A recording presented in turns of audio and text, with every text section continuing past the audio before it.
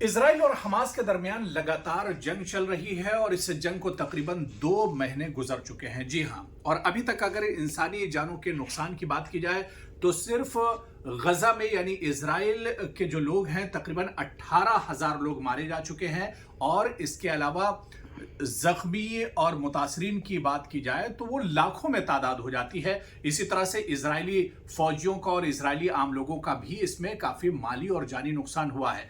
लेकिन एक जो खबर इस वक्त आ रही है वो ये है कि गजा के अंदर जहां पर इजराइल ने पूरी तरह से मुहासरा किया हुआ है, इस गजा में लोग भूखों मरने को एक तरह से मजबूर हैं। क्योंकि एक बार फिर से आपको अच्छे से याद होगा कि इजराइल और हमास के बीच में 7 दिनों का फायरबंदी मुआहिदा हुआ था, जंगबंदी मुआहिदा हुआ था। और उस मुआहिदे के बाद 7 दिन तक ये मुआहिदा चला था और इन 7 दिनों में गजा के अंदर सारी तरह की सहूलियात दी गई थी। जो सामान पड़ोसी मुल्कों से आ रहा था, जो इमदाद आ रही थी, वो गजा के अंदर मुतासरीन को भेजी जा रही थी। लेकिन 7 दिनों के बाद यानी जंगबंदी खत्म होने के बाद इजराइल ने इमदादी सामान को जाने की इजाजत भी एक तरह से खत्म कर दी। और यही वजह है कि अब गजा में एक बड़ी आबादी ऐसी है जो फाका कशी पर एक तरह से मजबूर है, जो भूखों मरने को एक तरह से तरस रहे हैं। इनमें बड़ी तादाद बच्चों की भी है। पहले ही तकरीबन 18,000 फिलिस्तीनी मारे जा चुके हैं जिनका कत्लेआम हुआ है। और इन 18,000 में 7,000 से ज्यादा तादाद मासूम बच्चों की है।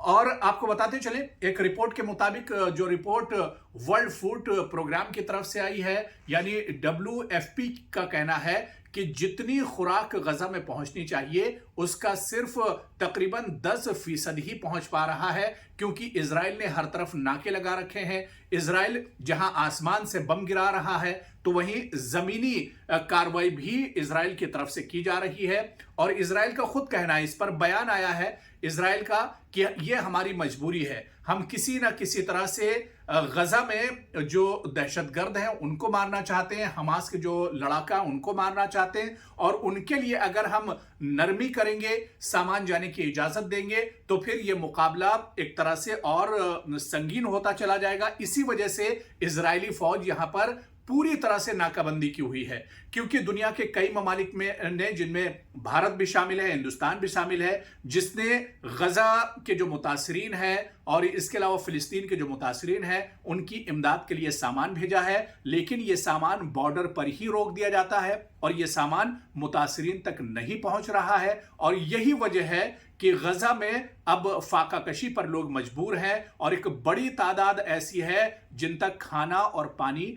नहीं पहुंच रहा है। हम उम्मीद करते हैं कि जल्द से जल्द जंग का यह सिलसिला खत्म होना चाहिए। जिस तरह से जंगबंदी हुई थी, कतर और ईरान ने एक बड़ी पहल की थी, फिर यही उम्मीद करते हैं कि जंगबंदी होनी चाहिए और इंसानियत का कत्लेआम रुकना चाहिए। आपको हमारा यह वीडियो कैसा लगा?